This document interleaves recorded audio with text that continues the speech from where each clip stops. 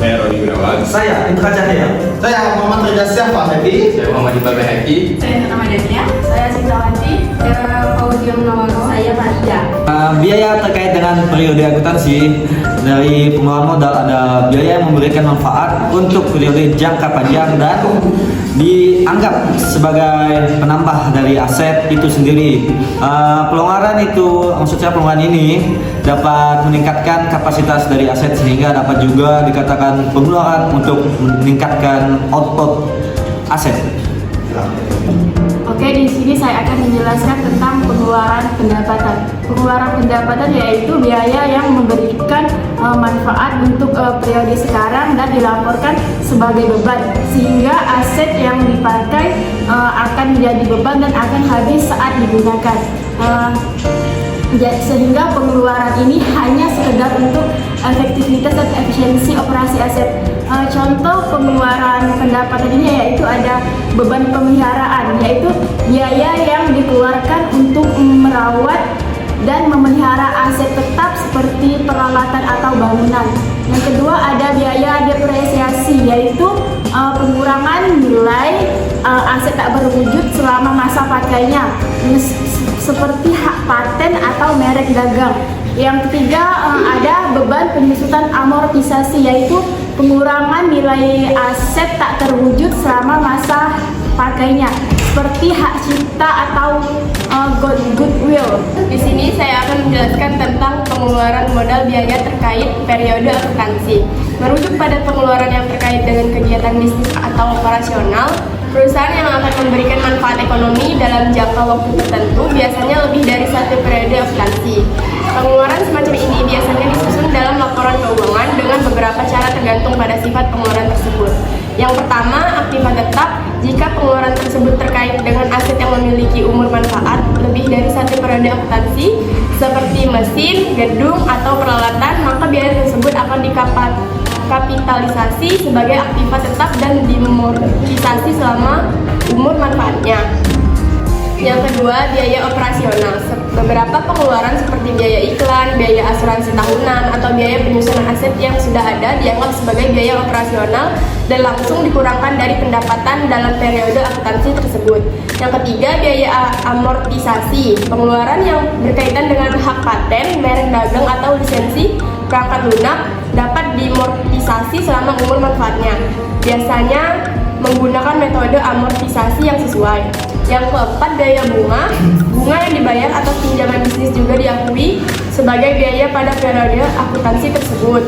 Penting untuk mengikuti prinsip akuntansi yang relevan sebagai GAAP atau General Aspect Accounting Principles atau IFRS, International Financial Reporting Standards, dan mendokumentasikan dengan teliti semua pengeluaran modal biaya yang terkait dengan periode akuntansi.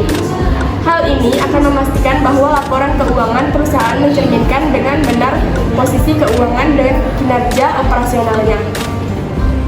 Selanjutnya ada balance scorecard, adalah suatu konsep manajemen kinerja yang digunakan oleh organisasi untuk mengukur dan mengelola kinerja mereka secara holistik. Ini mencakup 4 perspektif utama, yaitu yang pertama perspektif keuangan. Ini berfokus pada aspek keuangan seperti pendapatan, laba, dan arus kas, yang tujuannya itu adalah untuk memastikan organisasi mencapai tujuan keuangan mereka. Yang kedua ada perspektif pelanggan. Ini melibatkan pemahaman terhadap kebutuhan dan kepuasan pelanggan. Organisasi berusaha untuk memahami apa saja yang diinginkan pelanggan dan bagaimana mereka dapat memberikan nilai tambah. Yang ketiga yaitu perspektif proses internal. Fokus pada proses internal yang penting untuk memberikan produk atau layanan kepada pelanggan. Tujuannya itu adalah untuk meningkatkan efisiensi dan efektivitas proses ini. Selanjutnya yaitu perspektif pembelajaran dan pertumbuhan. Ini melibatkan upaya untuk meningkatkan kapabilitas organisasi melalui pengembangan karyawan, inovasi, dan pembelajaran berlanjut. Dengan menggunakan balance scorecard, organisasi dapat memiliki pandangan yang lebih lengkap tentang kinerja mereka dan mengambil tindakan yang sesuai untuk mencapai tujuan jangka panjang mereka. Ini merupakan alat yang berguna bagi manajemen strategis dan pengukuran kinerja lainnya. Ini saya akan menjelaskan tentang perspektif learning and grow. Merupakan perspektif yang tidak dapat diraba, namun learning and grow adalah perspektif pendasar dari ketiga perspektif lainnya. Dengan kata lain, pengetahuan, kemampuan, serta keahlian yang dimiliki oleh karyawan dalam sebuah perusahaan merupakan aset perusahaan yang tidak dapat dinilai dengan nominal rupiah, namun sangat berperan penting dalam menghasilkan sebuah output yang diharapkan oleh perusahaan. Belum aja. Pause ya. Ya, potong aja dikit. Dalam perspektif learning and grow ada 3 kategori utama. Yang pertama, kapabilitas pekerja adalah kemampuan menyatu dalam pengetahuan dan keterampilan pekerja atau individu yang ada dalam perusahaan ataupun organisasi. Yang kedua, kapabilitas sistem informasi, perlu didapat banyak informasi mengenai pelanggan, proses internal, dan konsekuensi finansial keputusan perusahaan. Yang ketiga, motivasi pemberdayaan dan keselarasan, terfokus kepada iklim perusahaan yang mendorong timbulnya motivasi dan inisiatif pekerja. Sekian dari saya. Internal bisnis merujuk pada berbagai aspek dan operasi yang terjadi di dalam suatu perusahaan atau organisasi. Ini mencakup semua kegiatan, proses, dan fungsi yang berperan dalam menjalankan perusahaan secara efisien dan efektif. Beberapa elemen penting dalam internal bisnis meliputi manajemen, sumber daya manusia, keuangan, produksi, pemasaran, dan operasi harian perusahaan. Dalam konteks ini, internal bisnis mencakup hal-hal seperti pengelolaan tim, perencanaan strategis, analisis keuangan, manajemen rantai pasokan, dan banyak lagi. Semua ini berperan penting dalam mencapai tujuan perusahaan dan menjaga operasi berjalan dengan baik. Oke, di sini saya akan menjelaskan perspektif pelanggan dalam konsep biaya dan sistem informasi akuntansi biaya. Perspektif pelanggan dalam konsep biaya dan sistem informasi akuntansi biaya mengacu pada cara di mana pelanggan dan konsumen mempengaruhi perhitungan biaya dan pengambilan keputusan dalam bisnis. Ini dapat mencakup pada beberapa aspek. Aspek yang pertama adalah penentuan harga produk dan layanan pelanggan. Pelanggan memiliki peran penting dalam menentukan harga produk atau layanan. Harga ini harus mencerminkan biaya produksi atau penyediaan layanan, tetapi juga harus sesuai dengan apa yang pelanggan bersedia bayar. Aspek yang kedua ada pengambilan keputusan produk. Bisnis seringkali harus memutuskan produk atau layanan mana yang akan diproduksi atau ditingkatkan berdasarkan permintaan pelanggan. Aspek yang ketiga ada pengembangan strategi pemasaran. Data biaya dan informasi tentang pelanggan dapat membantu perusahaan mengembangkan strategi pemasaran yang lebih efektif.